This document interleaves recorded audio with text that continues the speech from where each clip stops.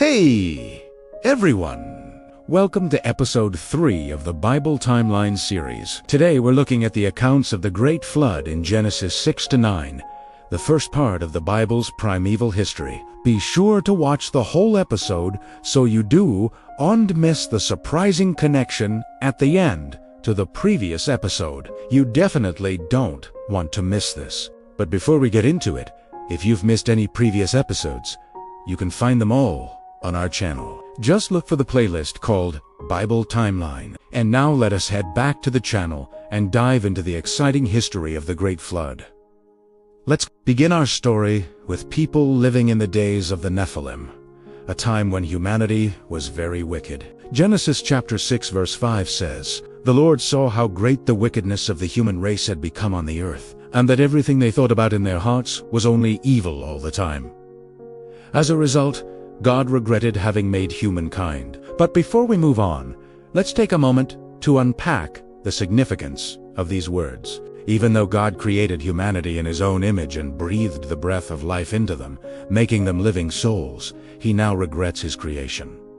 Why is this? The answer lies in the fact that humans had completely strayed from God, choosing evil over good, violence over peace, and sin over holiness. Their thoughts, actions, and decisions were in rebellion against God. This caused a spiritual darkness to fall over the earth, and the world became filled with violence and lawlessness. However, amid this darkness, there was light. God found favor in one man named Noah, who walked with God.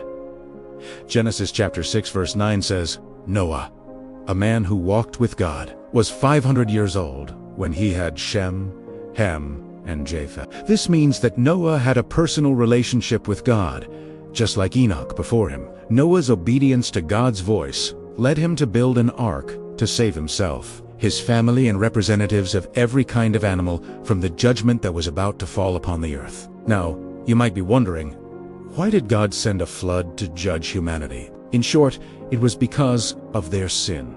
God had set His standards for human behavior, and they had repeatedly transgressed them. He had given them laws to follow, and they had broken them. Despite many warnings, they continued in their wickedness. Therefore, God decided to cleanse the earth of its corruption and start anew with Noah and his family. Think of the flood as God's ultimate reset button. He allowed water to cover the earth, to wipe away the filth and unrighteousness that had polluted it. As the floodwaters began to rise, the lives of those inside the ark and those outside were dramatically different. For the people on the earth, it was a time of judgment, a consequence for their actions. They had rejected God's love and chosen to follow their own desires. So God allowed them to face the full force of His wrath. However, for those inside the ark, including Noah and his family and the animals, it was a season of preservation. They were sheltered and protected from the storm raging outside, thanks to the ark's construction. After 40 days and nights of rain, the floodwaters receded and the earth began to dry. Then came a remarkable sight, a rainbow in the sky. This rainbow was no ordinary natural phenomenon. It was a divine spectacle, a symbol of God's covenant with Noah and all living creatures. It signified God's promise never to destroy the earth by flood again. In the aftermath of the flood, Noah and his family emerged from the ark with the animals and began to repopulate the earth. The story of the flood serves as a reminder of two essential truths. First, it underscores the just and righteous nature of God. He cannot look upon sin without judgment. Second, it reveals God's unfailing love and mercy. He offers salvation to all who turn from their wicked ways and put their trust in Him. Speaking of which, do you know that Jesus offers you salvation through your faith in Him? If you have faith in Jesus, you can receive the gift of everlasting life. To learn more, watch our special video on salvation. We'll include a link in the description below. As we bring this episode to a close, we want to hear from you.